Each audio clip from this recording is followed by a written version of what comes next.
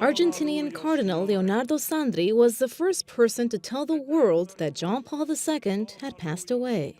Che il nostro silenzio orante accompagni questi primi momenti dell'incontro del Santo Padre Giovanni Paolo II con Cristo nel cielo. Cardinal Sandri was John Paul II's voice when the Polish Pope could no longer speak.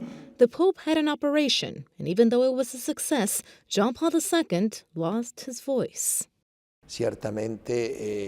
Reading his words aloud was a real honor, of course, but it was also very humbling. I had to repeat the words of John Paul II and be, so to speak, his voice. In fact, he still remembers John Paul II's last pilgrimage to the Marian sanctuary of Lourdes in France.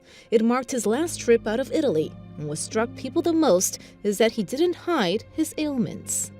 We could see this strong man jailed in the weakness of his body, trembling before Our Lady and repeating to himself, a few months before his death, Totus Tuum ego sum, meaning I am yours. And through Our Lady, I also belong to Jesus till my death, till my last breath.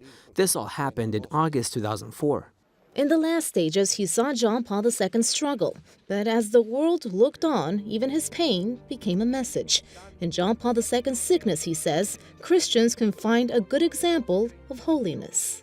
For me, the most important lesson of John Paul II was that our entire life, no matter if it's the life of a layperson or a priest, a bishop, or even a cardinal, must follow the life of a saint, someone who follows the will of God without opposition until the very end.